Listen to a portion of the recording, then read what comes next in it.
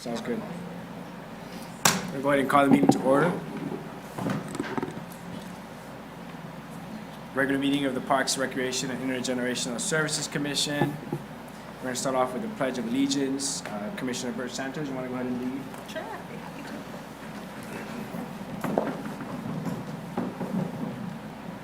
I pledge allegiance to the flag of the United States of America, to the republic for which it stands, one nation, under God, indivisible, with liberty and justice for all. Thank you. Yep.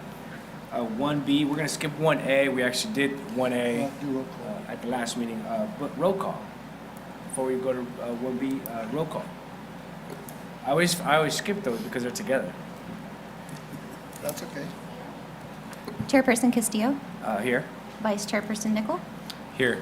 Commissioner Clayton, Here? Commissioner Hargrove, Commissioner Price, Here. and Commissioner Birch Santos. Here. We have a quorum. Awesome. General Administration Functions, Part 1, 1B. Presentations by the public on matters not on the agenda within the jurisdiction of the Commission. The Commission is prohibited by law from discussing issues not on the agenda brought to them at this time. Is there any public comment? I don't see any. I don't have any cards, so we'll move on to presentation, Commission Communications. All right, Commission Communications. Anyone have anything to share? We're good. All right.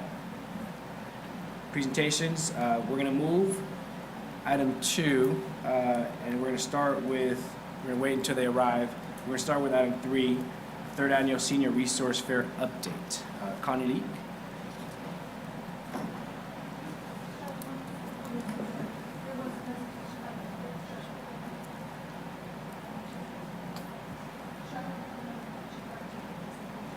Is that your present? There's for 1A, but this is for 1A. Okay. Actually, Charlotte, you want to go ahead and come up? Sorry about that. I thought you were commenting on one of the items on the agenda, so I apologize for that. Good evening. I'm here to talk to you tonight about drugs, not the use of, but the disposal of. I've been talking to many seniors who have the question about what should they do about their disposition of their drugs or medications that are controlled substances. I spent a lot of time asking around and calling around, and I contacted everyone through 211 Yellow, Police Department clerks, Fire Department, City of West Sacramento Public Works, CVS Pharmacy, Rite Aid, Walgreens Pharmacist, Jefferson Pharmacy, Kaiser, Yellow Hospice, Yellow County Sheriff, Earth 211, the FDA website, White House Office of National Drug Policy, Don't Rush to Flush, Yellow County Landfill, and I got a little bit different answer from everyone. So I went right to the police chief and asked, and the answer he gave to me that they no longer have a collection day. They're trying to get one started again, but in the meantime, a senior or anyone can go to the police department, pick up with their medications to be disposed of, pick up the phone in the lobby, and ask for somebody to come out and get them. So this is going to be convenient here in West Sacramento. Yellow County Landfill has applied for a grant to get kiosks for every police department, but that still is pending. In the meantime, there is a place for the seniors to go.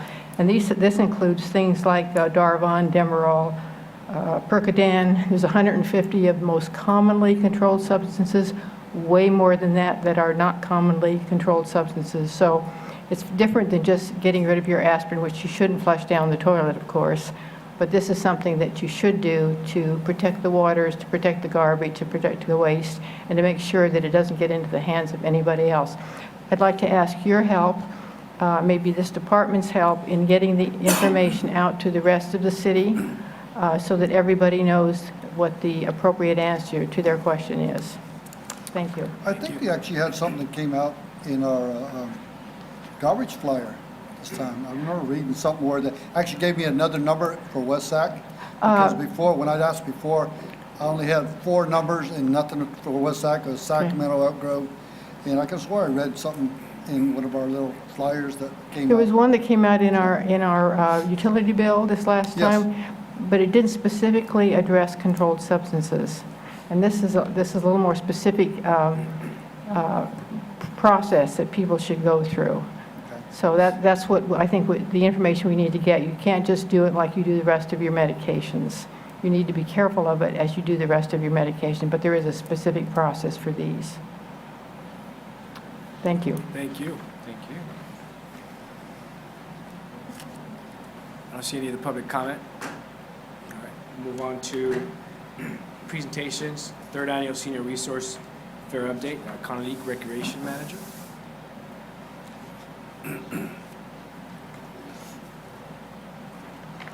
Good evening, Commissioners. I'm here tonight to tell you about our very successful third annual Senior Resource Fair, which happened on May 31st at the Community Center. It was our third Senior Resource Fair in collaboration with BB Broderick Bright Community Action Network, and I would like to invite the chair of BB representative who helps us with the Senior Resource Fair, Charlotte Dorsey, to come back up just in case she wants to add to anything I tell you about, because she does act as the chair for this event for us.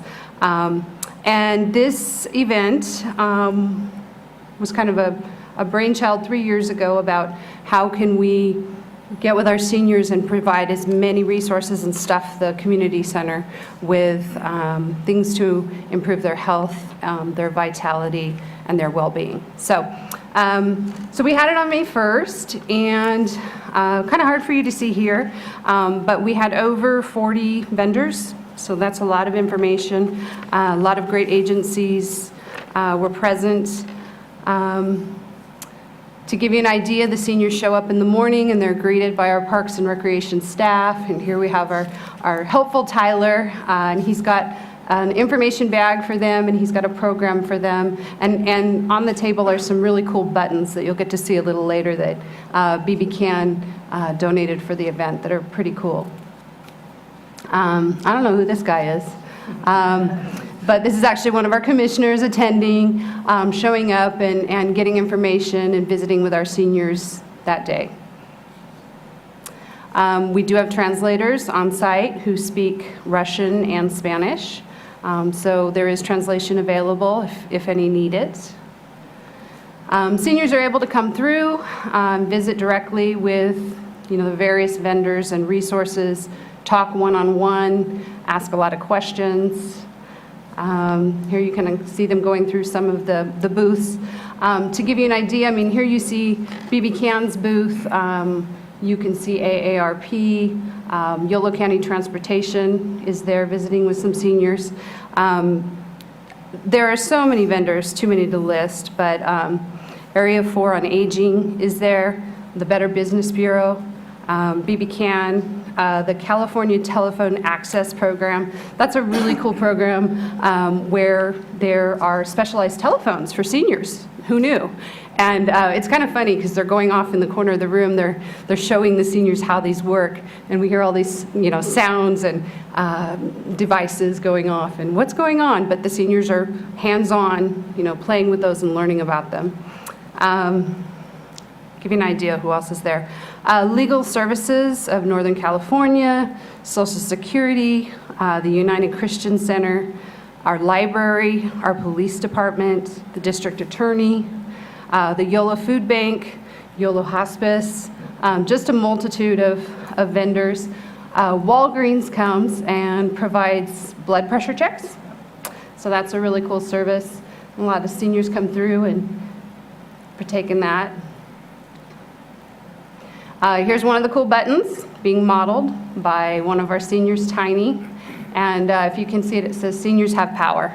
So all of the seniors that day were presented with a button that they could wear, and they are still wearing them around the center, I can tell you. We're seeing them there. They are the statement.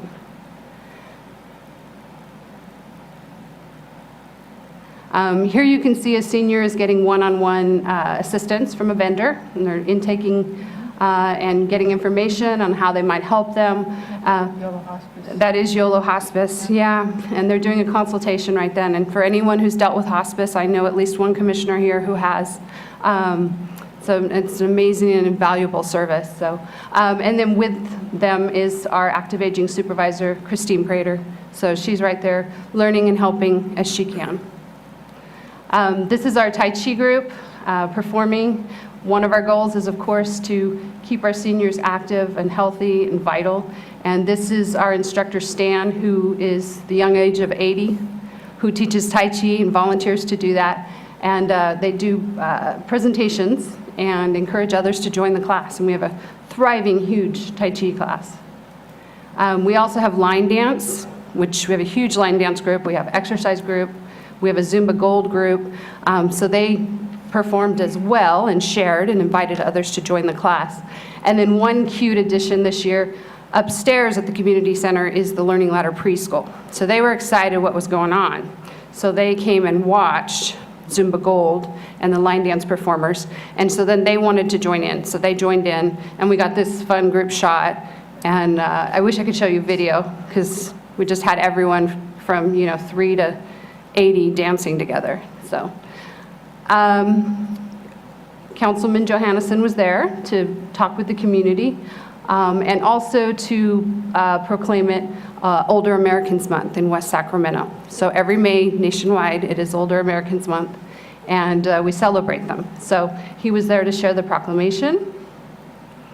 And that's our chair. We had to recognize her for volunteering all year round, and she really does volunteer all year round. We just had the event May 1st, and we will meet next week to evaluate it and start working on next year. So, and appropriately behind her is Chris, like I said, Christine Prater, our active aging supervisor, who's right there working with our staff, Lucy. I do have to say our Parks and Rec staff do a great job working with our chair and pulling this together. So. These are raffle prizes. Who doesn't like prizes? And so the seniors stay and they fill out a survey and they give us information. And then in turn, they're able to win tickets to go see Rubber Cats, go see a baseball game locally, eat at Wicked Witch Cafe, eat at Carol's, those kinds of things. So good stuff. There's one of our seniors, he won a mustache cup. So he needed a mustache, it was cute. And they're just so fun. We have a great day and they really enjoy it. Just seniors having a good time, checking out what they got out of their raffle prizes at the end of the day. We do feed them refreshments, they like that too. And we socialize and just have valuable time together. And I went too far. But here we have a depiction of our button and we have a thank you card from one of our seniors. And I really have noticed that, they've come the first year and the second year and now the third year. So they really enjoy the day. So that's kind of the information, and then I should let our chair add anything if she'd like. Just one quick thing. The Yolo County District Attorney's Office had a separate fraud fair here in West Sacramento for a number of years. And this year, we collaborated and they decided they wanted to fold their information into the Senior Resource Fair. Kevin Clark, who is with the District Attorney's Office, is the Elder Abuse Director for their program. And he was very enthused about it and came and brought his people. They had several tables. In fact, he liked the turnout so much and the results of our resource fair that they're going to put on one in Woodland, and he's going to ask to be combined with their senior resource fair too. So it makes a lot of sense because it's kind of like a one-stop shop. But I agree with Connie. It was a great event, and I can't tell you how good it is to work with the staff there. It's like we had a very symbiotic collaboration, and we're all on the same page. Worked great. So thank you, and I guess last thing, if you have any questions for me, and otherwise I would like to invite you to join us for the 4th annual Senior Resource Fair. It is always the first Friday in May. So it will be May 6th, 2016, and again, we'll be meeting next week to start planning. So we always love our commissioners to be involved in several ways. If you know of resources, you know vendors who should be there. This is great information. This should be given to our seniors in our community. Prizes, we look for prizes. If you know somebody's got something cool that you want to get in the hands of some of our seniors in the community, that's great. And then just to even come out and, help us run the activities that day. So again, that will be Friday, May 6th in 2016. And do you have any questions? Thank you. Thank you very much. Thank you. Awesome event, thank you.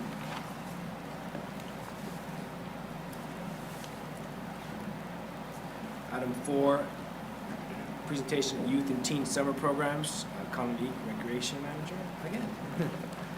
Hello again. I just want to briefly tell you about our summer programs coming up for youth and teens. So we've talked a little bit about seniors, and we'll talk about them again. And here shortly, we're going to talk about our children, our younger children. But right now, I want to tell you about our youth and teen programs. So you have a cheat sheet in your handout, and this gives you a lot of information on the great stuff going on in town. So first of all, I want to tell you that Camp Lakeside is running again this year. That's out at the Bridgeway Lakes Boathouse, and that's our full-day camp. Okay. It's for kinder through 5th grade, runs pretty much the entire time that they're out of school. Yes, there is a multiple child discount, and this is really for those people who need the all-day camp experience. And they take field trips, and they do all kinds of great stuff, and it's a wonderful program. And any of you who've been out there to Bridgeway Lakes Boathouse know how beautiful it is. And so they take up to 45 children per week. That's how many children we can cram with sanity in the boathouse. And it's just a great program. So that is going on this summer.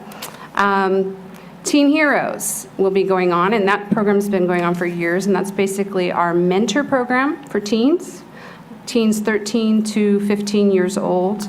And this year we will have 17 of them. And basically they work side by side with our staff and our mentor and learn how to work with children, how to work our programs. And it's job experience for them, real-time job experience. So it's a very cool, popular program. And that will be going on as well this year. Next is our Summer Kids Camp, KIDS, Kids Involved During Summer. This is our summer park program that has existed in the neighborhood parks for as long as we've been a city, and even before that, when we were East Yolo Community Services District. It's a part-day program. It's Monday through Friday, and it's 4 hours from 10 until 2. There are 2 sites that are absolutely free. They are Westfield and Riverbank. Those 2 programs are free, and they actually are right now full at 100 children per site, if you can imagine. So big active programs. And then the other 2 sites are Bridgeway Island and Southport Elementary. And so those run only $15 a week. So if you can imagine, you're getting 20 hours of care for $15 a week, really great, because it's subsidized by Measure K. So, and again, these are half-day programs, but they still go on field trips. They have a lot of fun. They do arts and crafts. They do a lot of activities. They do a talent show at the end of the summer that I'm going to tell you a little bit about. And so those sites are $15 a week. However, you can apply for a scholarship. So we do have a scholarship program, and in that case, then it's only $15 for the entire summer. So next is Club West Teen Camp. So we have a teen camp that we've been running for several years, and this is geared for 6th through 9th grade. And we hold this one at Club West, the old Club West facility that's on Riverbank Elementary, the traditional Club West building. And it's for students 6th through 9th grade, and it is 9 to 5. So that's a full day. We got to keep those teens busy all day. And we take them on lots of trips, and they get to do lots of clubs and things that teens want to do. So, and that's only $35 a week. And again, scholarships are available, so there is a scholarship offered. And then one other wonderful program we do with this is the summer food service program lunches, and they're free lunches served to children who attend teen camp, who attend kids camp sites that qualify, and 3 out of the 4 qualify, so they get a free lunch. And the last thing I wanted to tell you about is a talent show that we do with all of these youth programs, and it's a lot of fun, and it's a big highlight of our summer. And that's on July 17th, and all these sites get bussed out to the boathouse at Bridgeway Lakes, and youth in our community show their talents. And they sing, and they dance, and they play instruments, and they do comedy. I'm trying to think of some of the crazy things they've done. They juggle, they do all kinds of stuff, and if you've ever had a chance to participate in something like that, it's so much fun. So on July 17th, we need judges. So if you are interested, let me know, because we would love to have you come out and get to see firsthand what hundreds of our kids in our programs are like and see their talents and be out there to help us judge. So that's just a brief one to let you know. So when people go, what's there for my teen or youth to do this summer? You can say, I have a cheat sheet. There's all this stuff. So any questions? Any questions from commissioners? All right, and let me know if you want to be a judge. All right, thank you. Thank you. This is in addition to all the other programs at the community center too, right? So Exactly, some yeah. programs available for youth and Thank you. kids. Thank you. Item 5, active aging programs update. Christine Prater, recreation coordinator. If I didn't get your last name, I apologize. Oh, it's Christine Prater, Recreation Okay. Supervisor. Hi. I work over at the community center, and one of the things I do is active aging, and that's servicing our seniors 50+ with social recreation programs. So I know some of you might not be too familiar with that, but what I'm going to do is kind of highlight some of the cool things we've done, and kind of in the end invite you to a new event we're trying out coming up. So one cool project that we completed in April for the seniors was a talent show. And kids have talents and seniors do too. So that was a project with Sac State where two students from Sac State had a class requirement to come and do a project within a community, and they chose to do it with seniors. So they did the work, and I just had to oversee what they were doing and kind of advise them, and they get class credit for completing this project. In the end, we evaluate them. They did an amazing job. The talent show was a smash hit. It made the front page of The Sun, and we had several performers come that day, and it was very impressive. So I'm hoping that's something that we might be able to continue in the future. It was free of cost. We were about 10 performers altogether, but it's really just getting 10 people to get out there and show their stuff, and at that point word gets out, and then the next year you have a little bit of growth. But it was a very, very good talent show. So that was one new thing we tried that was pretty successful, and what's great about that is that the students put their work into it, and they do all the back work, and it saves the city money, offsetting our costs by a lot, so it's something that we would love to, we do service learning projects all through the Parks and Rec department, and it's something we'd love to continue doing. So the second thing that is new that we just tried along with our regular program is a May 5th Cinco de Mayo celebration with the seniors. We had a packed house. Every seat was filled. It was an awesome program. We did theme-related decorations and an authentic Mexican meal. We kept the cost very low at $6, and we did non-alcoholic margaritas. We were having a blast with those, and music. Kind of did a little bit of dancing, and horchata as a drink. And then in the end, we did the Mexican lottery, and I'm going to probably say it wrong, but it's loteria. And it was a lot of fun.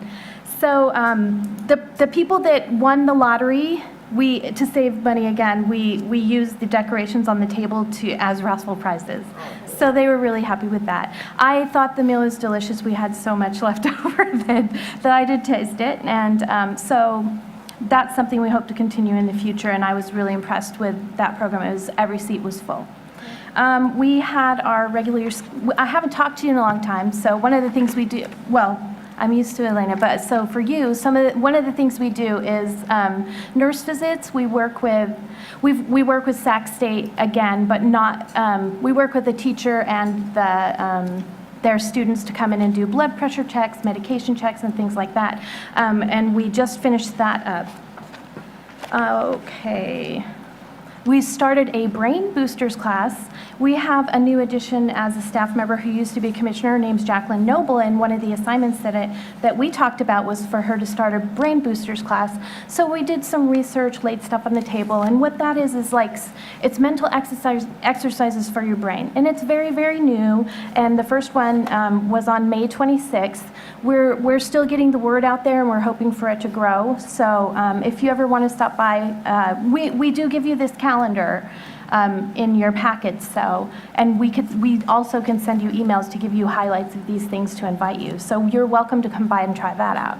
And it's the activities include maybe nostalgic music questions like. Do you remember who did this song? And you can compete as teams. And we're going to use a component of it in an upcoming event that I'll tell you about in a minute. So today, we do a class called Silver Surfers, which Andre Pitchley helped me implement in my programs. And it is the coolest program. We teach the seniors how to use social media and Facebook. Every seat was filled. We don't do a lot of participation in that class because it's actually you get a one-on-one session, staff per senior. And we actually have seniors that we've taught them how to use their if they have a phone or a laptop, depending what they bring. We provide them a laptop, but sometimes they're doing it on their phone. And we connect them to social media like Facebook or how to do research and just how to do your groceries online. And then in the end, they're like messaging each other back and forth and on Facebook. It's amazing. And some of them are on it more than I do. They've come very accustomed to it. So that class is a very good class. It's $5 for if you sign up early, and it's a 2-hour session, one-on-one with each staff. So last but not least, we are going to have a Dazzle Diamonds Ball coming up. It's, again, a new event. And of course, kids dance, you dance, seniors dance too. So we're doing this, we're having a semi-formal dance, theme-related, very fancy, tablecloths, sparkle and bling, live DJ, chocolate fountain, and the staff, of course, are gonna come dressed up and just make it really fun and exciting for the seniors. And if you don't have a date, you don't have to worry because we're gonna do group dancing as well. And think of fun songs like the Cupid Shuffle or the Wobble or group dances. Plus, if you do have someone with you, you can bring them with you, and of course we'll have the slow dances and stuff. But this is the first time we've ever done a dance since I've been doing active aging, so I'm really excited about it. It's something I wanted to try. So crossing my fingers that it's going to be a big hit and that next year, it continues. Oh, let's see. Is there a cost to that one? That one is $15. And Per person or couple? I'm sorry? Per person? $15 per person, and each volunteer that runs our programming to keep our costs down. I used volunteers in my classes to run the programs. They'll each receive 2 free tickets to the ball to bring themselves and maybe a friend, or they can gift it to someone else. We also are going into each, I'm sorry? $20 after June 1st. Yeah, well, we're not going to raise the price this year. We decided not to. Okay. Yeah, we actually thought, to offset, we've cut back on, we're not going to do that because we want to encourage participation. Thank you for pointing that out, Francisco. So, now I lost my thought though. Sorry. Well, I lost my thought, but we're going to have a photo booth. We're going to make it really fun for the seniors. We're hoping to have a packed house. We're going to dance. It's going to be beautiful. The staff are dressing up as well. Oh, okay. And the last thing was that, and just to make it like ownership, giving ownership to the seniors, we've gone to each class and actually surveyed, hey, what song would you like to hear at the Dazzling Diamonds Ball? And if they wrote down what song they liked, they were entered into a raffle, which would include them to win 2 free tickets to the ball as well. So we're encouraging participation, getting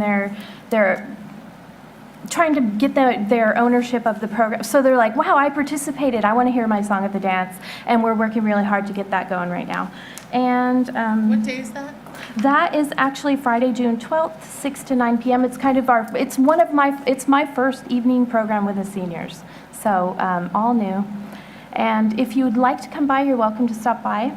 And do you have any questions for me? I'm just curious, some of the outreach, how do you conduct some of the outreach to get some of your classes to be full? It sounds like some of your programs are very successful. Mm-hmm. How do you conduct the outreach for the community? Just curious. Okay, when I first started doing active aging programs, I did research in the outlying areas. Any area that encircled West Sacramento, Yolo County, Esparto, Davis, Dixon, anywhere, any outlying area. I actually had their centers mail me their information, and I made a huge binder and tried to make sure we're doing the things similar. So, but some of the programs were also in place, so we just built off of what we had, and then also made sure that we were kind of including what was going on in the surrounding areas, so we were on task. Do you guys partner with some of the community groups or Yes. businesses? Group for their services? Groups or businesses, just Yes, for some of the services you we provide? do, yes. For instance, Sac State, Walgreens, yeah. City College. Connie's good. Hey, when I'm up here, I get really nervous. Just so you know, I don't look it, but I'm freaking out right now. So, it wasn't written down. So for example, the West Sac Chamber, you guys partner with them in the past, or? Well, you know The what? fact that they have so many businesses, I'm just curious to see. Yeah, we do work with the Christmas gift baskets through the Rotary Club. You're thinking more like business organizations? Okay. Yeah, we do the Christmas basket. We help distribute those gifts. We collect the forms for that chiropractic group that's kind of heads up that group. Are you familiar with that? Anybody? No. Okay. I think it's Silva Chiropractic, and they actually kind of, is that correct? Okay, and they headed up, and they actually asked for our help to distribute the forms and get the seniors' input on what they would like to see for Christmas, and then it's the gift-giving tree that you see at Rayleigh's and or whatever store they choose, Walmart, and people buy the gifts, and then when the gifts come out, we also help distribute them. So that's a part of a collaboration that we do. I'm sure Dr. Nichols would, as a member of the West Sac Chamber. It'd be a great opportunity. There's always so many opportunities if you guys are trying to do more outreach opportunities to. Yeah. I would love to. I'm always open for anything like that. So I'm sure also the Rotary Club, different Yeah. opportunities. I mean, I presented to them, but something that we should do. yeah. I work with the Golden Years Club, like we collaborate with them to have them come meet in our facility, no charge, and then we kind of bounce things off of each other. So we work with them as well. They're a community-based organization. And I know many of us in this room, even in the audience, have relationships with West Sac Chamber. I know you have a relationship with certain businesses that are members of the chamber, but there may be something there too in the future to coordinate something with them. You never know, there's something that could be supportive of many of the programs. Well, thank you. That's amazing. I'm gonna do that. It'd be great. Any questions? Any questions? All right. Thank you. All right, so thank much. you. Thanks, Christine.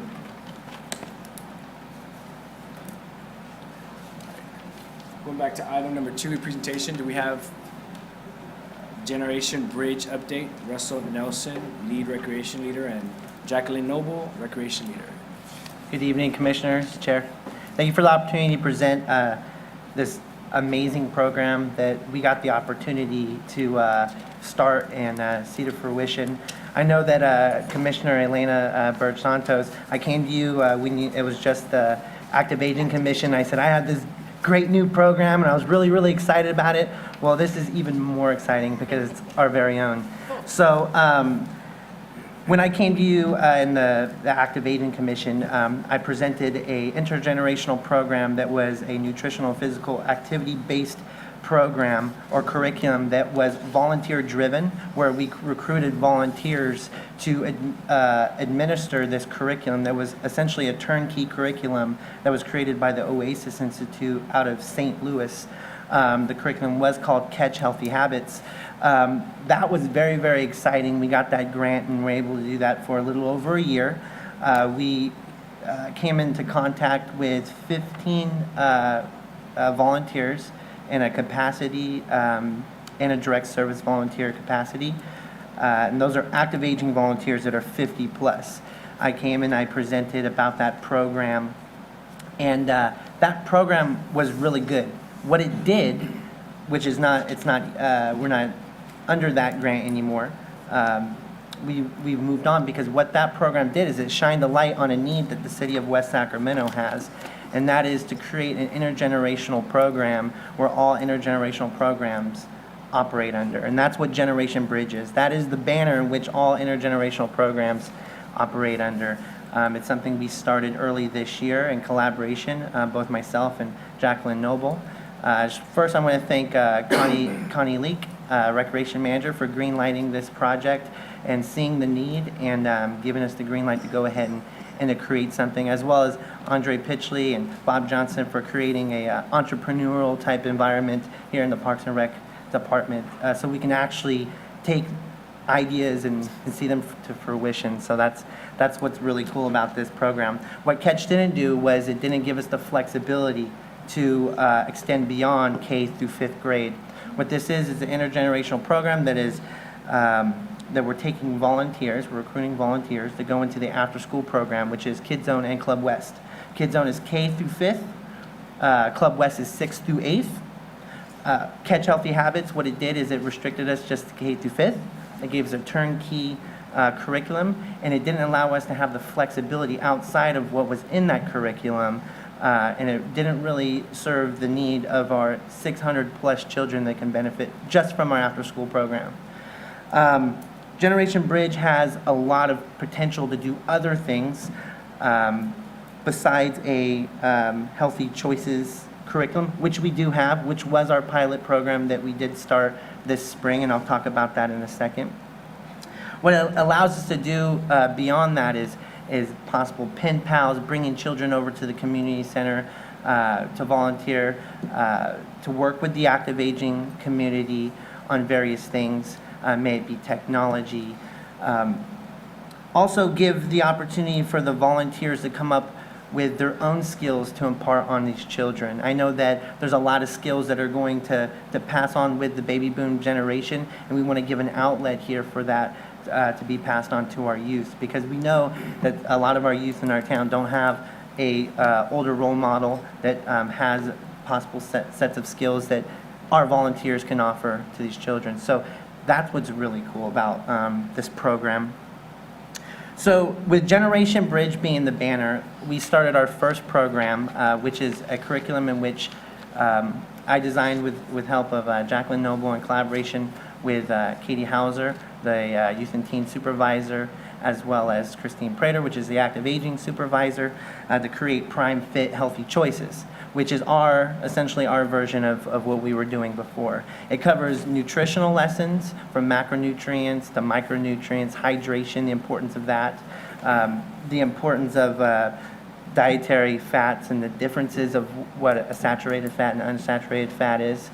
What it allows us to do is this, with creating our own curriculum, is it allows us to have the flexibility to teach down to a kindergarten kid or go all the way up to 8th grade within our program. What this does is it also kind of gives a direction for the volunteer to go in. It doesn't give a verbatim script.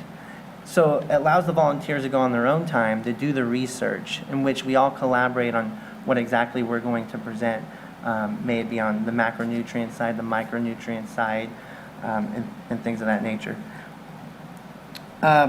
What this has done is actually bridged the gap between the youth and teens and the active aging departments. And in almost my 5 years of working here, I haven't seen collaboration amongst these departments like this, quite like this. We started this in the spring. We kicked this off with 5 volunteers, which actually were a carryover from the previous program, and what we call our bridge mentors.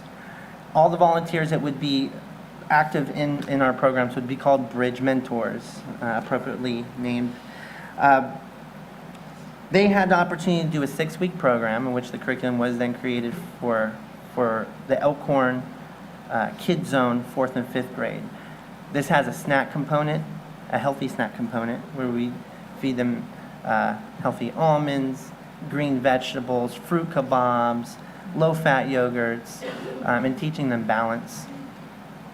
Also, it's not just a nutritional and physical activity curriculum, but it's also how to set goals. That's what we wrap our 6-week up, is how to set goals, short-term, mid-term, and long-term goals in our life, and also how to take the information that we're giving them and implement it in their homes, which is very, very important. This is a living, breathing program, which then always is up for change and is willing and ready to accept any suggestions. For the future, we hope to collaborate with the health and wellness team over at the rec center to get their input, as well as some others within our department. So that is the Generation Bridge and our piloted Healthy Choices program. Again, I heard Christine Prater talk about her first dance that she's excited about, and one of the ideas is to have a 50 style sock hop with a combination of youth and teens and the active aging individuals, which would be really cool. So we want to recognize our volunteers that are in attendance here. We have a few. Ms. Jacqueline Noble, she stepped down from being a commissioner of the Active Aging Commission to work with the seniors, and this is one of the first projects she got to work on. We've worked closely for months on this program. As you can see in the handout there, we have some really cool pictures there of the children graduating there on top, getting their certificates at the end that they completed the Prime Fit curriculum. You can see also the physical activities, the fun physical activities we get to do with these children with the parachute. If you turn around to the back, you can see that we not only want the kids to be active, we also want our active aging volunteers, our bridge mentors, to be active as much as they are able to. This is definitely adapted where we give the bridge mentors duties in which they could physically handle up to their comfort level. And we have bridge mentors that have started early, just passing out papers, preparing food, all the way up to teaching really intense nutritional lessons. So it's really a big benefit for the active aging volunteers to really step out of their comfort zone and do something they haven't done before, and give them a satisfaction that they don't get on a normal basis. You can see there the children being attentive there on the bottom. We are in need of volunteers. We do want this program to grow. We aren't just restricted to the healthy choices, and we don't need a nutritional expert. We have a wide range of talented people that come from a lot of different backgrounds to contribute in their own way, and we're looking for those unique individuals, which we know that everyone has something to offer. We have over 600 children that can benefit from this, and it's not only this program, but we have other things in plan and in mind for this Generation Bridge program. I want to pass on to Jacqueline Noble to talk about the benefits and just what she does on the volunteer front. She handles all the volunteer recruitment and the volunteer relations and coordinating them, as I coordinate all the site implementation and bringing the program into our actual school sites. Thanks, Russell. Thank you, Russell. Good afternoon. It feels different standing on this side of the podium, on this side of the dais. But as Elena knows, I used to sit up with you, but this is different. So, as Russell said, I am in charge of recruiting volunteers for the program. And I think we all know the impact that volunteers have on the community.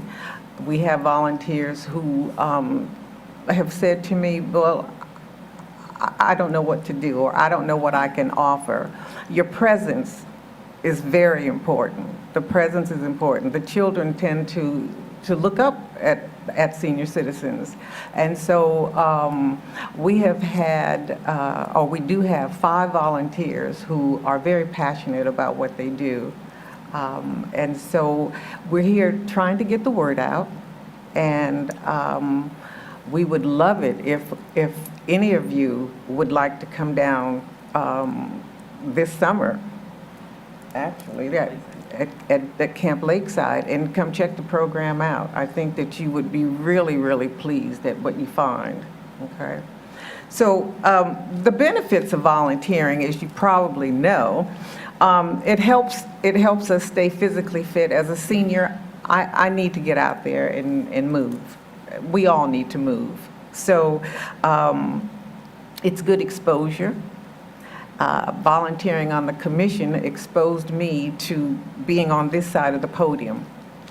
I didn't know what was going on in West Sacramento, and I wanted to find out what's out here for seniors, as I'm a senior. And serving the 6 years on the commission that I did exposed me to a lot. So much so that I'm now an employee of the city of West Sacramento. So it's fun. It's fun for any age. The kids have a great time. We laugh. We talk. It's Mr. Russell this or Miss Mabel that. It doesn't matter. They are thrilled to have us, thrilled to eat. I think that's their favorite part, is eating the healthy snacks. And one of the things that we've learned this past spring is that a lot of the children have not been exposed to some of the vegetables that we have been feeding them. Some like, some don't, okay? But at least they try it, and that's what we want them to do. So if you have any ideas on or helping us to get the word out, we'd appreciate it. Thank you. I have a question. Yes. For you, Ms. Jackie. First off, as a volunteer for the Catch Healthy Habits, I'd be curious to know what your experience was like. I can barely What hear your you. experience was like during Catch Healthy Habits, because you did volunteer. What you got out of it, and how, this is going to be different, but yet somewhat the same. So if you can kind of share a little bit about your previous experience. And then age. How old do you have to be to get, if I wanted to volunteer, would I qualify? Because it was 50 before. It is, but we're not turning volunteers down. Okay. The volunteers that we have now are all 50 plus. Okay. But we're not going to turn anyone down. My experience of volunteering with the Catch program was one where we put together, or the program was actually put together for us, and we had to follow those guidelines. But it's a win-win situation for me as a senior and for the children. I come with knowledge that they don't have. And so I'm able to impart some of that knowledge with them. It's fun to be with them simply because they giggle, they laugh, and it's joyful. It's a joyful experience, and that's one of the other things that I got of it as well. Thank you. Mm-hmm. What are the hours? I'm sorry. The hours? The hours? Yeah. For the program, is it all day? Is it weekends? Is it Monday through Friday? During the fall, it's an hour program. It's from 3:30 to 4:30. We do have a little prep time that we include up front, so we start at 3 o'clock and we will meet afterward until 5 o'clock. So it's an hour prep and an hour program.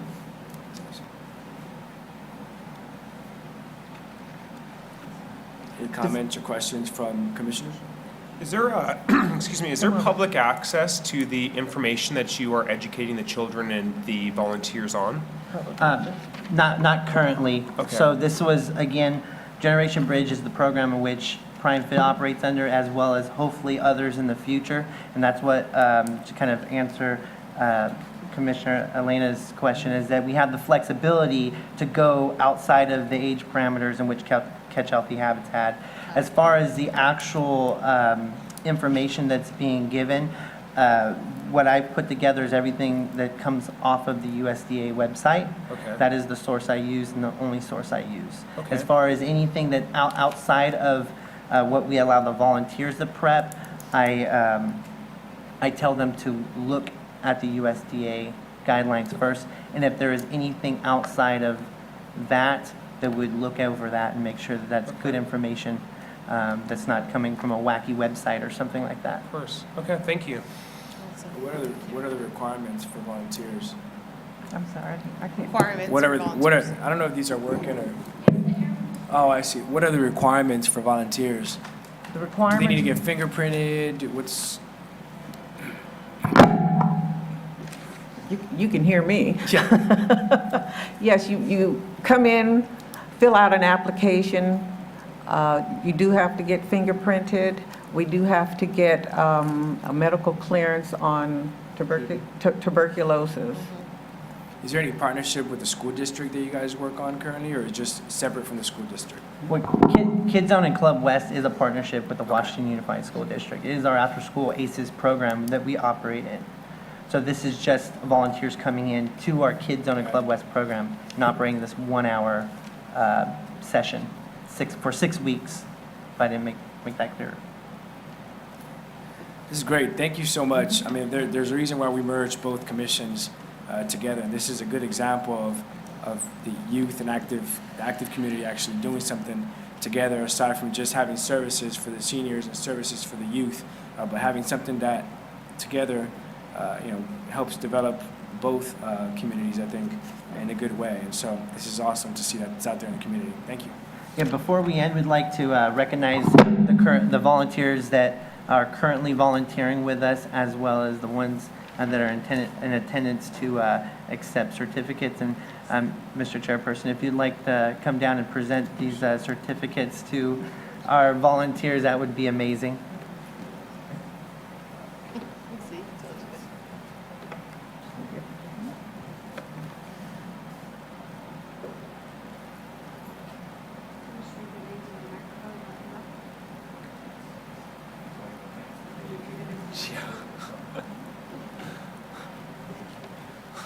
All right, we have Janet Magnus. I'll call up the names and you guys can come up. Carol Scott. Mabel Crapo. Apologize for the last name. And Catherine Anderson. And let's have you just come up here. And commissioners, if you each want to join on each side.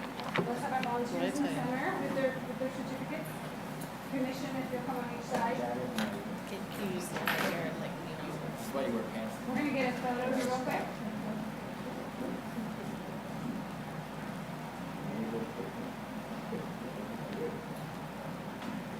And Russ and Jackie, you guys can join them.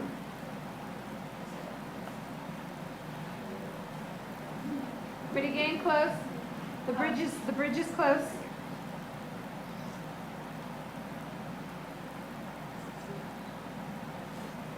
Thank you. Thank you. Thank you. One more. I'm being told one more. One more. On 3, 1, 2, 3. Yay. Thank you, volunteers.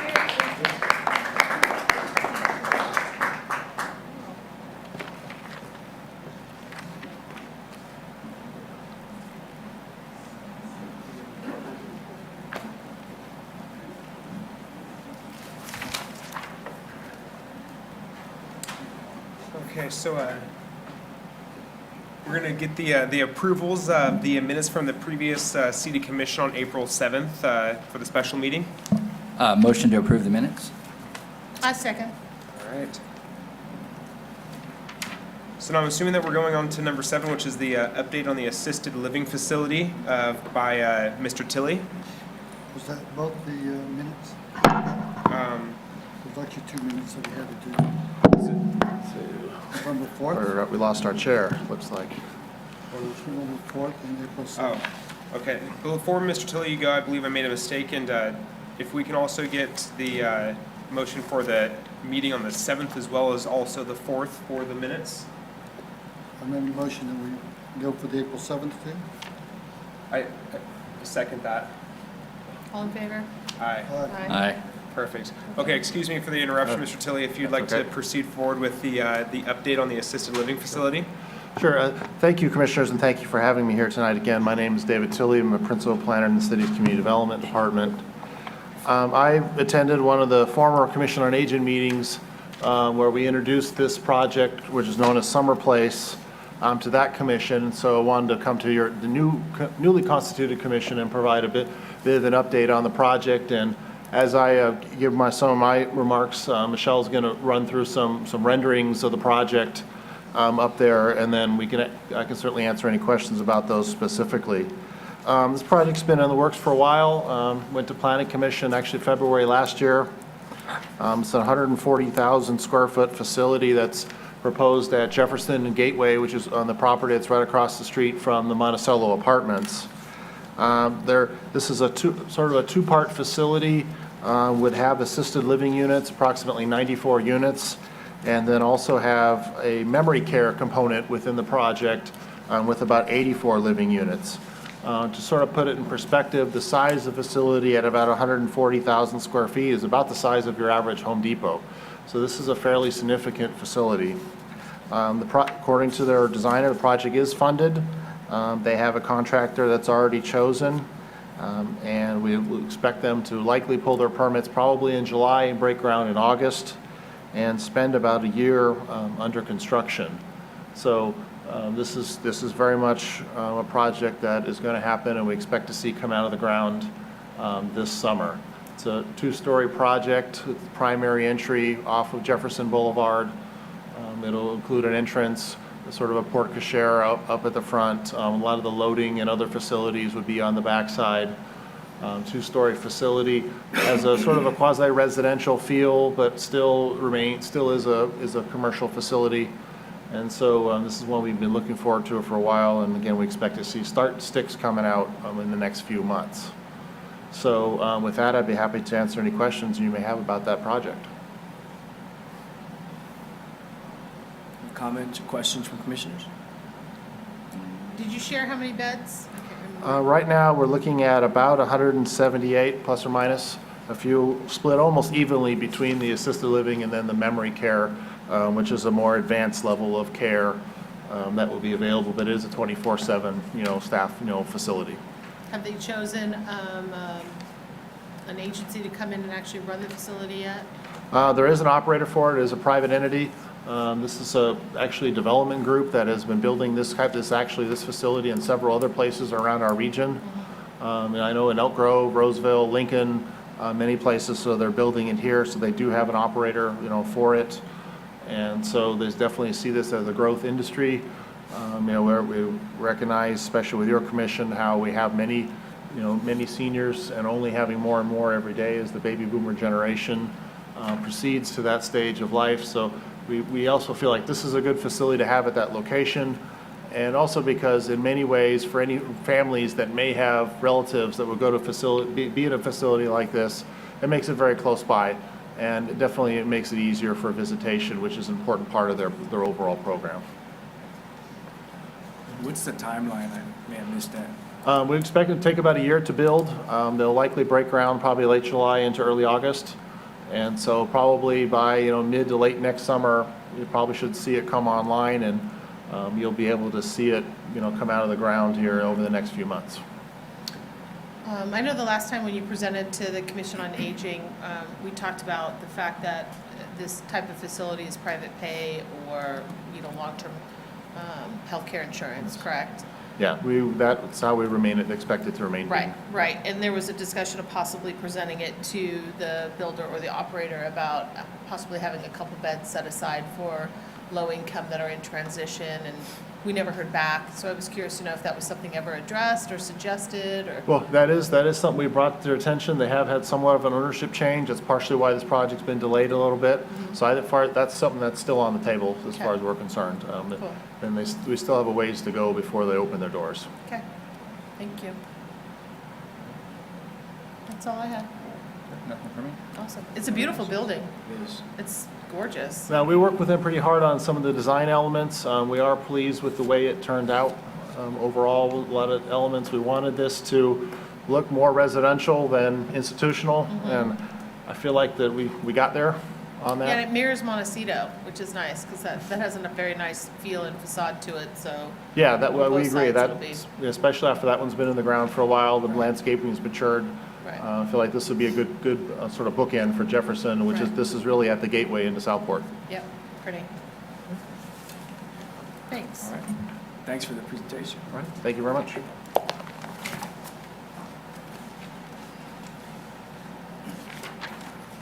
Next item on the agenda is special event fee waiver policy discussion.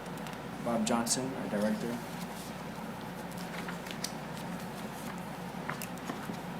Good evening. Wow. Good evening, Commissioners. Is that on? It wasn't, so you banged it. Can you hear me? Nope. It's not, oh, it's not.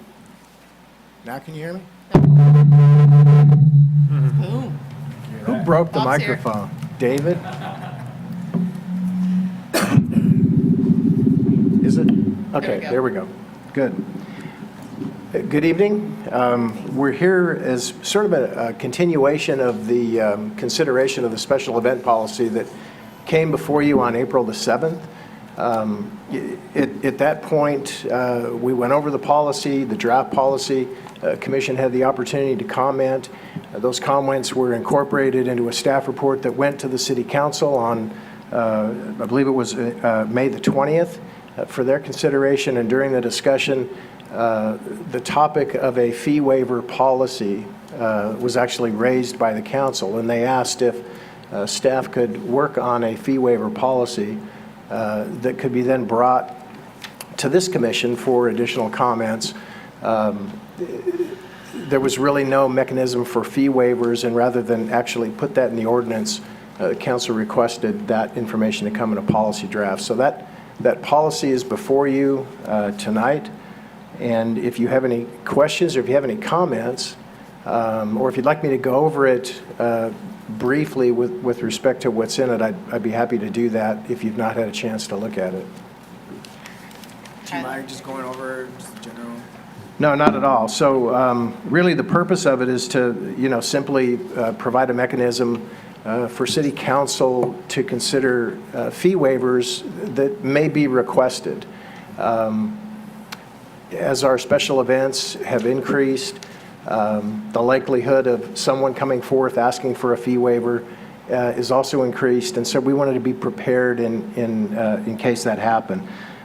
So what we've done is we've created some general principles. Those general principles are simply we're only going to consider one fee waiver per group per year. And then fee waivers or fee reductions will generally not be considered for organizations that are intending to make a profit, for events or activities that are not open to the general public, based outside of West Sacramento city limits. So if an organization comes in from Sacramento, will be less likely to consider a fee waiver or a reduction. And those organizers who have failed to fulfill the requirements of the special event, maybe they didn't pay a fee or something else happened, so we wouldn't consider a fee waiver for someone who didn't perform at a previous event. We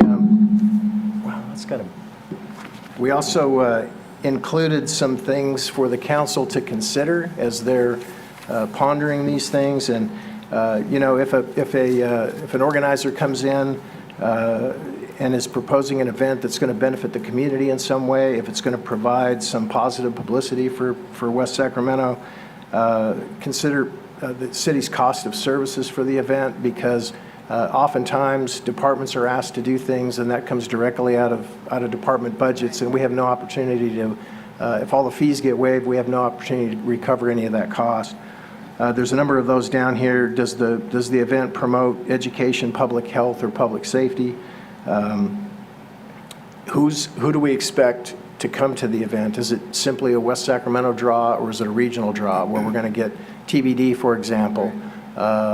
People came from all over Northern California. So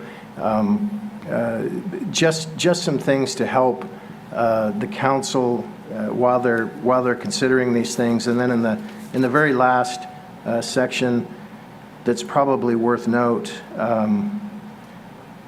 if we do waive fees, then we're going to ask the organizers to do certain things. They're going to have to comply with any remaining obligation that they might have with respect to that.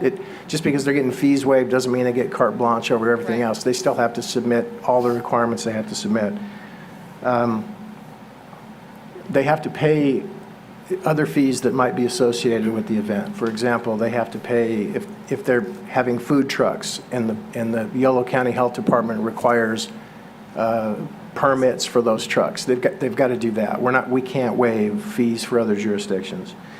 And then anything that, any fees that get waived for any event, the city's going to ask that our sponsorship, our information be posted on any material, any publicity or anything that they do to help advertise the event. So it does show that we're actually making a contribution, and we are in fact a partner in that. I think that's the high points of that. We also ask that if they are applying for a fee waiver, they need to be a 501c3 and be able to provide proof that they are a 501c3, a nonprofit. Okay. It's pretty much limited to a 501c3 is like where the consideration is for. So if like TBD comes in, they wouldn't qualify for a fee waiver, correct? Because it's... Yeah, they're not.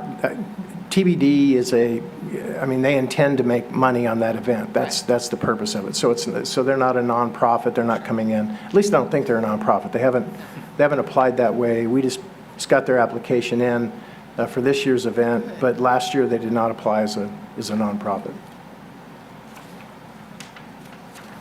Comments or questions from commissioners? Was there ever a special events administrator that they decided to, I know it was discussed, versus the police chief? Are they going to move forward with that? Yeah. So this process was formerly in the police department, so the front door for all special events. You used to have to go to the police department to begin that process. Now it's in Parks and Recreation, and so it's in our administrative office. So we'll be dealing with all this stuff.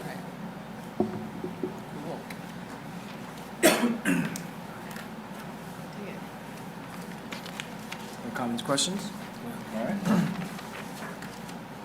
Is there action that we're taking, or nope, just a presentation, right? Really what we're doing is we're just asking for any comments or any comments on this, any suggestions that you might like to see us make. Those will be incorporated into the staff report that will go to the council week after next for their consideration. What's the price of the fee historically that is being waived here? Well, it really varies. Typically, what we've done in the past, if we're working with a nonprofit, for example, and they want to rent Riverwalk Park, and they'd like us to co-sponsor the event, or it's an event that we might like to co-sponsor, and I'll use the cyclocross event, for an example. That was one where they came to us and they said, we'd like to do this event. We said, this is a cool event. We'd like to help you sponsor the event. So we waive things like the park rental fees, a number of those sorts of things. The event actually does pay for some of the hard costs or the direct costs if we have to have police officers there. Some of those things that we typically don't have budget for, but there are some fees that we can waive. All right. Thank you. Looks good. Looks good. I think it's pretty well thought out. I mean, captured a lot of what was brought up last week too, and last month's, the month before that's meeting, so. Okay. All right. Thank you. Cool. Thanks, Paul. Item number 9, City Drought Response Update. Sam Cooney, Superintendent of Parks and Rec. Good evening, Commissioners. Hey. Sam Cooney, Superintendent of Parks and Grounds for the city. I'm here tonight to clarify the Park Department's response to the Stage 3 drought emergency, and also to present you with some information if you have any questions brought to you as far as the parks and grounds in the city and the irrigation thereof. So, most of you are aware, on May 13th, the City Council approved a Stage 3 drought measures restricting irrigation of residential landscapes to 1 day a week. And I want to emphasize the residential landscape component. Saturdays for addresses ending in odd numbers, and Sundays for addresses ending in even numbers. There are also some other conditions associated with that, watering between the hours of noon and 6 p.m., and then there were some as far as washing hardscape utilizing hoses without proper spray nozzles on the ends. Well, so the Parks Department is going to be using an alternative watering schedule due to the incredible amount of square footage and the heavy use of our athletics fields and our park venues on the weekends. The Parks Department will be watering these areas during the week. There are two main reasons for that. One is the fact that we have staff present during the week that can respond to any problems, issues, emergencies that arise as a result of these systems running. And the second is to relieve pressure from the municipal water supply. If everyone in the city waters on Saturday and Sunday, and we water our 8 million square feet, the demand on the water supply is going to create some low pressure situations. So we have been asked by our city manager's office to not only meet the 28% reduction that the state is requiring, but to set a goal of 50% in our water use, a reduction in our water use. We've outlined quite a few different measures to try to achieve that. One of them, and actually a lot of them, are going to have a serious effect on the appearance of the parks. We've eliminated watering on non-play perimeter turf areas, purely ornamental turf sections. Like I mentioned earlier, due to our safety concerns and the sports organization's continued scheduling, core play areas and sports field will continue to remain alive and actually receive close to their required water amounts due to evapotranspiration. We want to keep those healthy and playable and safe for the kids. We've also looked to determine the permanent wilt point and water to avoid expiration of the plant material only, median shrubs, trees, perimeter trees and shrubs at the parks. Our goal is to keep these alive during the drought conditions and try to bring them back full health once this emergency is passed. We've, once again, in case anyone asks, we've suspended the Bridgeway Lake spray ground due to the fact that it is a non-recirculating playground, and the water goes directly into the sanitary sewer and then to Elk Grove. We've limited our hardscape washing to health and safety reasons only. So unless there is a biohazard spill or an accumulation, we're not going to wash our hardscapes off on the regular schedules that we do. Monitoring restrooms. We have a dozen restrooms here in the city that utilize quite a bit of water, and we're going to just make absolutely certain that there are no malfunctioning problems that are going to create water waste. I've instructed all of my staff to conserve water in any possible way that they can determine. One of those ways is the bi-monthly truck washing. We've given up a little bit of our appearance in the trucks and our equipment in order to conserve water along those lines. We still utilize the 2 weather stations that the Parks Department has here in the city and the central control computer. We've utilized that during the last 3 years of the drought, and we're actually trying to expand some of the flow monitoring to restrict unauthorized flow. We've also asked Keith, our irrigation chief, to look at the systems throughout the city and any systems that we can convert and improve the water conserving technology on. He's given us some examples, and we're asking for some budget money to convert some of our systems to more water conserving. One of the more important things is maintaining a 2 to 3 inch layer of mulch, and I can't emphasize that enough. Stacy with Buds Tri-County Tree Service explained to us one of the key ways we're going to get through this crisis and keep our trees alive is by applying that layer of mulch around the base of these trees to contain moisture in the soil. So you look out front, you look up and down the streetscapes throughout the city, and you'll start to see that layer of mulch appear where it didn't exist before. I'm working with Chris Sarowski with the Construction Management Division to adopt new plant specifications to encourage drought-resistant varieties be planted in all of our city landscapes. We recently conducted a four-series, month-long water conservation series event over at the community center.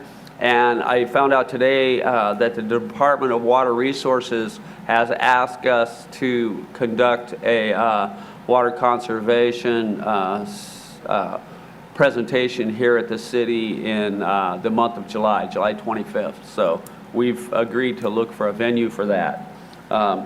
We've suspended all new and replacement plantings until after the drought situation improves, with the exception of retrofitting to water-conserving plant material. So we're going to do everything we possibly can to not only save water, but to maintain the health and vigor of the parks during this. Like I said, you're going to see some aesthetic changes, but that can be avoided. And we're really hoping that this drought will end this year and we can go back and start to rebuild the parks, the areas that we've lost. Another item I wanted to touch base with was we've asked the Budget Committee to review a number of capital improvement projects to convert some of these turf areas in a purely ornamental sense to water conserving irrigation and plant material. So we're going to lose some of the turf that we maintain throughout the city and replace it to something that's going to be a permanent change as far as the appearance of the parks. I did want to touch base on one other question that I've been asked in the last few days. You're aware of the Kaboom Bright Park project, and on the back side of that project, we recently laid 8,000 square feet of water-conserving, no-mow California native grass. One of the reasons we installed that was to create a space to define the play area that's being constructed in phase 2 as it comes online, the picnic area, etc. And the second reason was to give the kids still a chance to roll down hills and engage in active play, not just on the equipment, but in the surrounding area.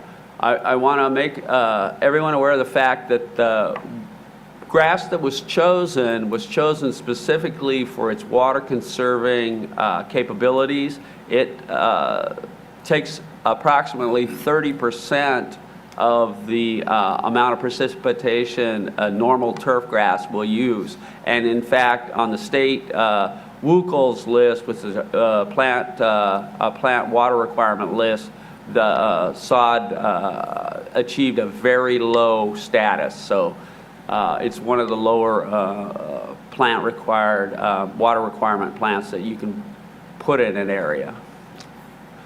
So that pretty much ends that part of the presentation. Does anyone have any questions? How about just a quick question on the trees that the city gives away to the community? I'm sorry? The trees that the city gives away to the community? Yes.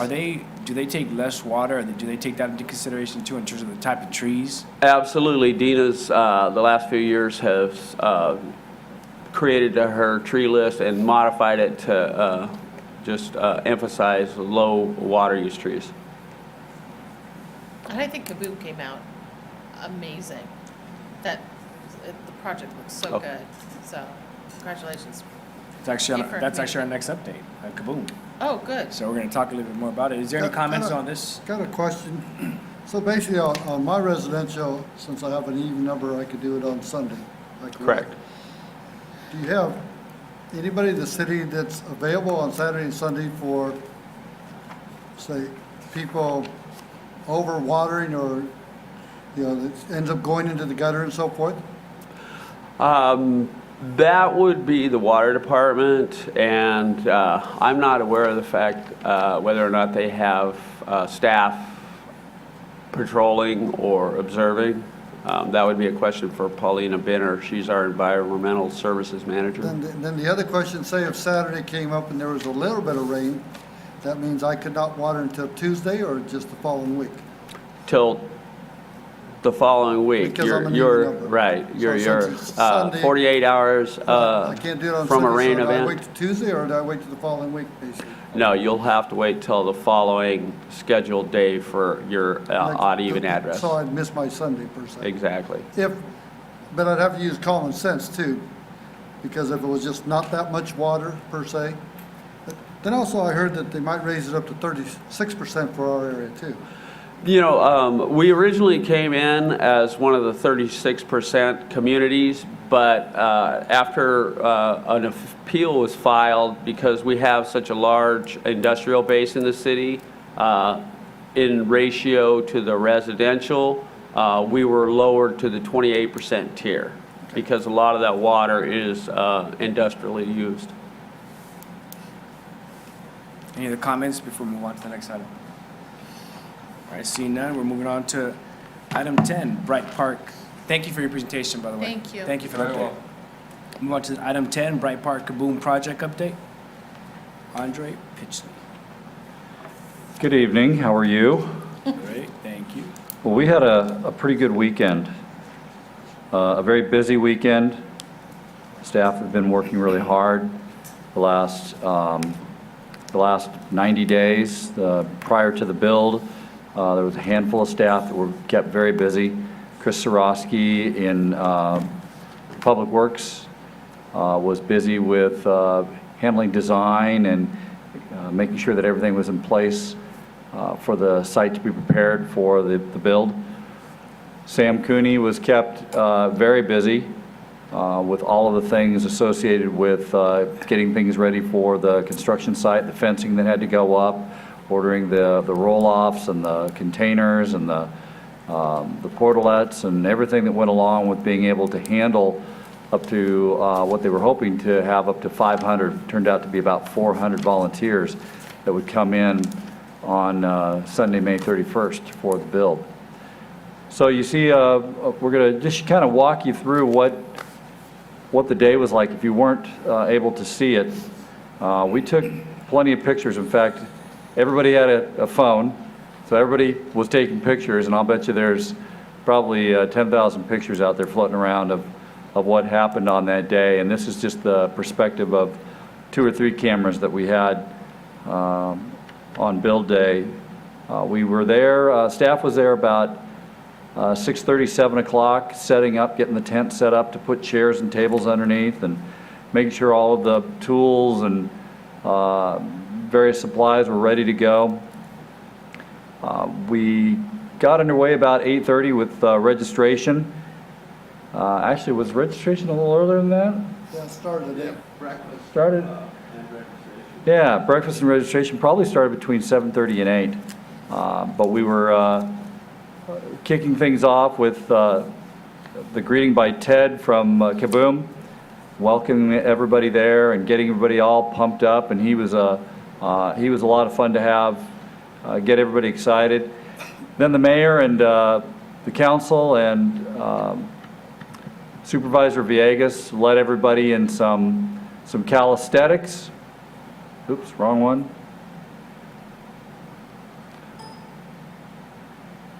And this is what the site basically looked like prior to it being swarmed by all of the volunteers. So we had a lot of holes in the concrete. They laid some sort of barrier down. I guess, is that a moisture barrier that laid down or just paper?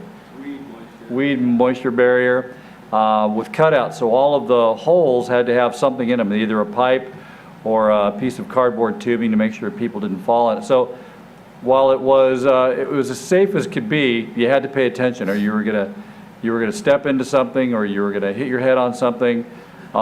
Imagine that site with 400 people crawling all over it. So it was quite the experience in coordinated mayhem.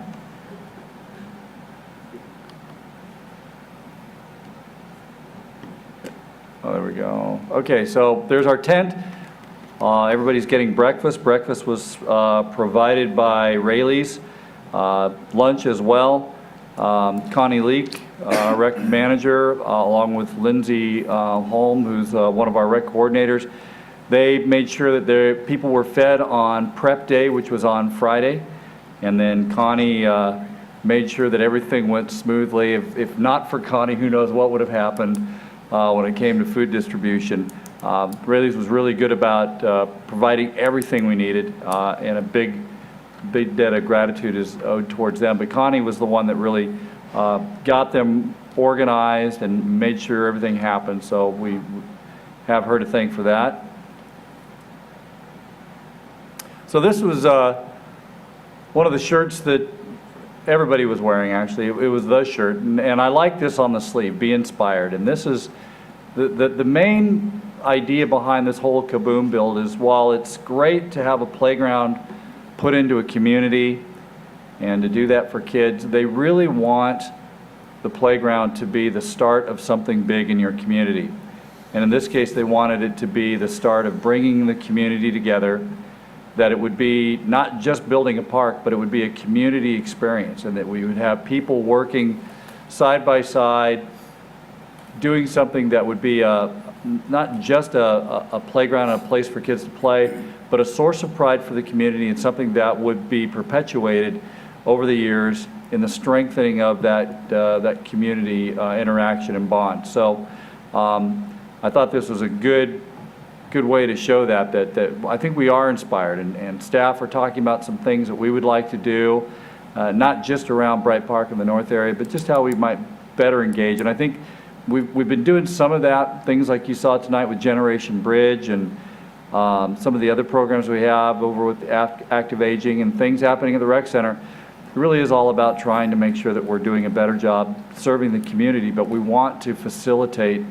community interaction and positive social interaction between not just individuals, but between generations. So back to the build. So we had a lot of stuff going on, a lot of hands involved. You see different colored shirts there, NCCC. I'm not sure exactly what that stands for. Is that supposed to be? It used to be training, but I'm wondering if that's Northern, that might be Northern California Conservation Corps, I'm not sure. We had a little bit of both. And the red shirts are Rayleigh's and the black shirts are Kohl's. So take the night before Christmas when you are having to get out your instructions on how to put that bike together. And that's what these folks were doing. They were sitting down in their various groups, whether they were in group broccoli or team tomato or whatever it was, and they had to figure out how to put these pieces together. The biggest erector set you've ever seen. But they did it. And many hands make light work, and they were certainly doing that with what was really heavy work. I believe Sam Cooney told me 500 yards of engineered wood fiber. 500 yards, and this is the material that's used for the fall zone around the play equipment. 10 inches deep. I'm guessing it's 10 inches deep. I think that's what I heard. A foot plus deep, and you're filling in an area that's a little over 8,000 square feet, almost 9,000 square feet. So there was a lot to move. While all of that is happening, our department, the Recreation Division, was responsible for creating an area for play for those under the age of 16 who could not actually be hands-on with the build. So we provided an area where kids could come and they could work on arts and craft projects. They could help us with the banner that was eventually going to be built. Here's some kids who were drawing on that banner. They played wiffle ball. Oh, by the way, here's the banner. That's pretty cool.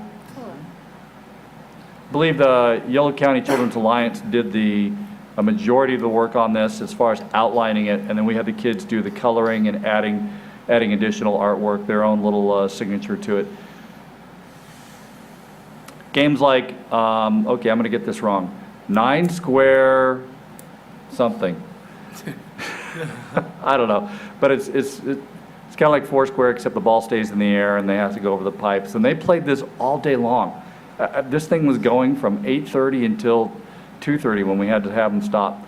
We also had games of wiffle ball and kickball and bago and just a number of things. So the kids were well taken care of. So while the kids are having fun over there in the shade, all of the adults are over here working, and they're using blue tarps, like you can see here, to move over wheelbarrow loads of dirt because we just didn't have enough wheelbarrows. Carrying it whichever way they could.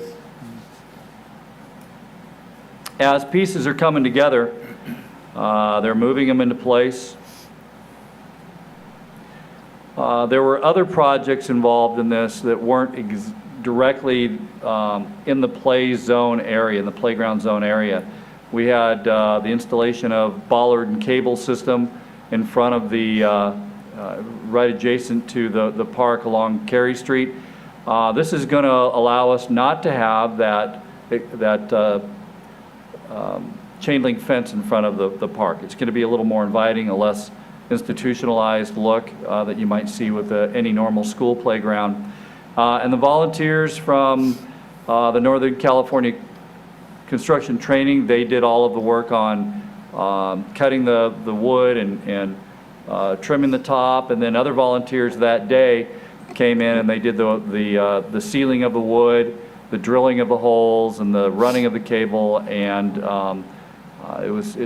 this is the result.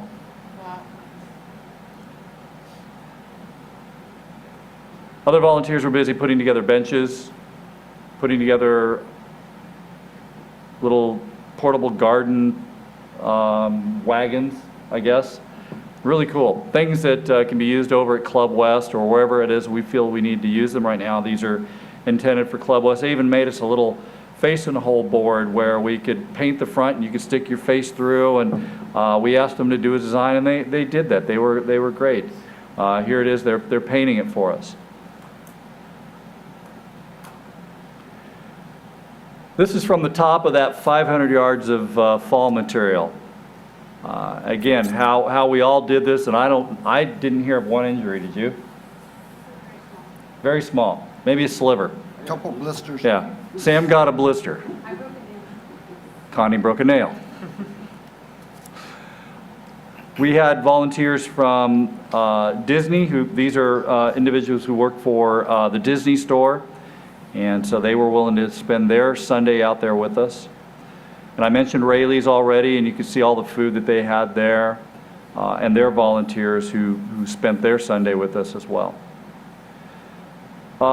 We had a number of groups come out, and this was one of them, Coles.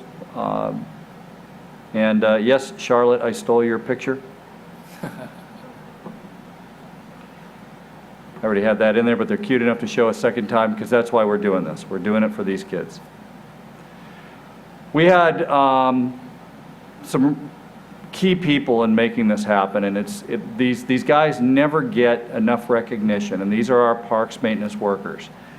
I'm going to get some of these names wrong only because I can't see all of them, but I'm seeing Keith and Lincoln, and there's probably Greg and Andre and Alex, Robert, Jim, Wida. I mean, there were a lot of people out there, and if I forgot a name and Connie didn't tell me a name I've forgotten, I apologize, but they were fantastic. And really, this project probably could have happened, but it certainly wouldn't have happened.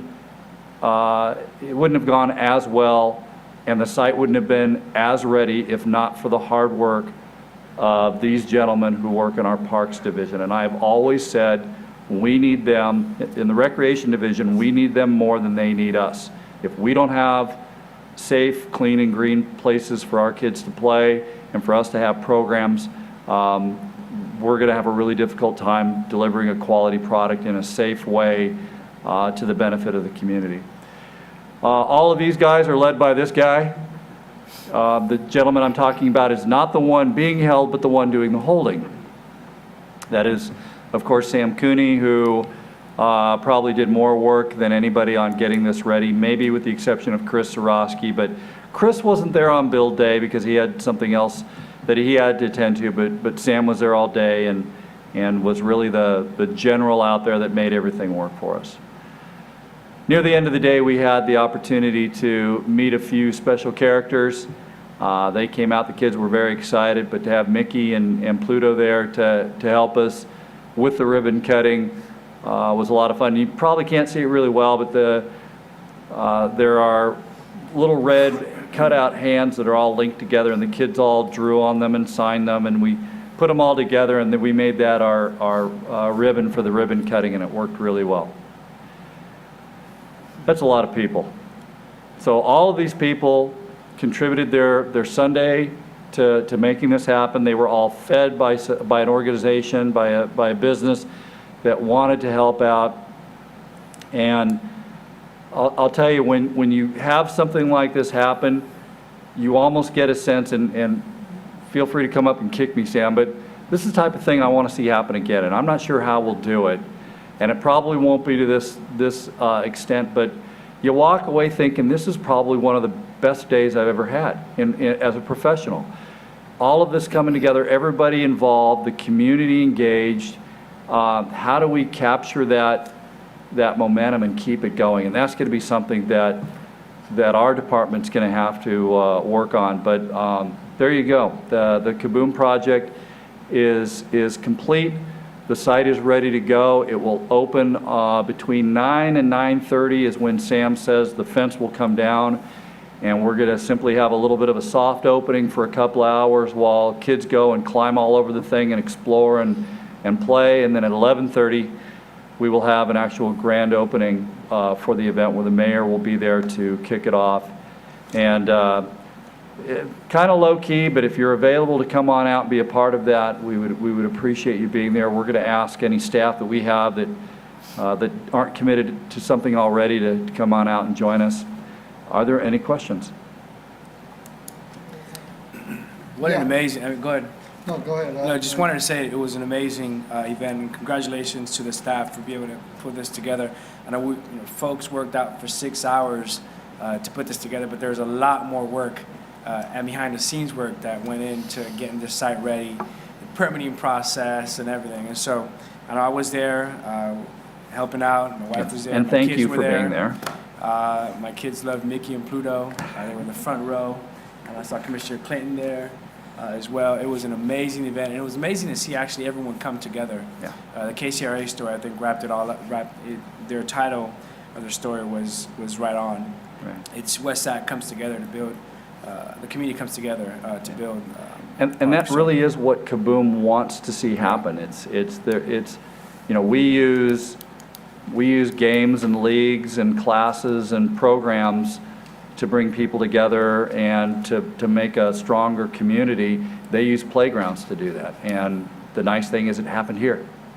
It was awesome. Commissioner Clinton? Yeah, these are questions I have because we have it now. Okay. Because, and people have asked me, so now, are we going to end up eliminating the old playground on the Todd Hunter side now? I'm going to defer that question to Sam Cooney. As the Breitbart master plan unfolds, the area in that section is destined to become soccer field and sports play to replace the soccer field and sports play area that the playground. So, I mean, well, because we don't have the money for the whole thing, so will that still stay in existence for a while? Yes, it will. At this time, we're not going to start to disassemble it yet. Okay, because that was a question somebody asked me, you know. Sure. Then the other one, unfortunately, it is a drought time, but, you know, we don't have a lot of trees around there yet. So, you know, I don't know if we want to start now, you know, in a little drip system, and get some trees and get some shade area there, because we did put it out in the open field, which where it was supposed to be. In answer to that question, we have plans to plant trees in the late fall when it'll require quite a bit less water to establish them, and they'll have a much greater chance of survival. So there are plans to plant trees there. We just chose to postpone it because of the drought situation. This fall, like I said, late fall, early winter, we're going to plant trees when they can establish themselves off the natural rainfall that we hope comes. Okay. Then the other one is I know that we have 3 baseball fields and a soccer field around. End up being for that area too? Because I know we redid the ones, but for some reason people wanted to know if there was going to be anything a little closer to that. Yes, the plan is to eventually install some new restrooms in that area. Okay, so, and would it be closer, because we also going to move the basketball court down in that area too one of these days. That's correct. So would it be somewhere within that range? Yes. Phase With 2. the playground and the basketball court somewhere? Yeah, Phase 2, we hope to put a shade area, a picnic pavilion, barbecues, a drinking fountain is one of the more important aspects we'd like to get there. So that's going to all occur in that general vicinity of the toy. Okay, and then was that like a little train or something, or I noticed in front, and I noticed it's not there now, but in the front, looked like maybe some planters or something. Those were the Club West amenities, the benches and planters that the volunteers built for Club West. Okay, because I was wondering, because I noticed they had wheels on them. Yes. And we had no cement that they put them on, and I didn't know if it was something where the kids could actually climb in and out, but I assumed that they wouldn't be around very long with those little wheels on. Yeah, no, they went over to the Club West, and the reason they had wheels on is so they could be secured when the Club West wasn't in session. Okay, I was just curious, because like I Sure. said, I seen them there, I didn't know it was kind of like a little train in front of it, whatever. You know, Yeah. Unfortunately, I didn't get to work on the apparatuses, I was back there on the grass. You did a great job, too. And is it going to be open? In the back, I mean, we're going to take the whole fence down, or are we going to leave it open? Eventually, at this point in time, we're going to leave the fence up, and we're actually going to relocate part of the fence to section off where Phase 2 is going to occur, and we're hoping that we can secure the funding and the design to get Phase 2 underway. What we want to do is keep the momentum going. Okay. And those are questions that, because we got this beautiful park and playground in here, that people have asked me since then. So that's Very why good. I just brought it up to you, so that I could give them a decent answer. But thank you very much, and I thought things went quite well. Thanks. Any other comments? All right. Thank you for the presentation and update. All right, thank you. General Administration Functions, Part 2, 11A, future item requests. Yeah, how's the, what is it, Joey Lopes Park, how's that coming around? We can put that on the agenda for the next item. You want Joey Parks on the agenda for next? Yeah, I was just wondering how it's going, you know. So just a quick update on the Joey Lopes Parks. Okay. Any other items on the agenda? This is probably something that should be put on the agenda for next time. Yeah, that's right. That's what I said. Yeah, to put on the that's fine. agenda. Yeah. Yeah, to put on the agenda for next meeting. Yeah, that's fine. Yeah. Yeah, we can give you a full update. Any other items? All right, seeing none. Commission calendar. Any questions on that? Everyone has a copy. You can review it in your own time. Perfect. And is there a motion to adjourn the meeting? I make a motion that we adjourn this meeting. All right. Second? Second. All those in favor say aye. Aye. Aye. Meeting adjourned.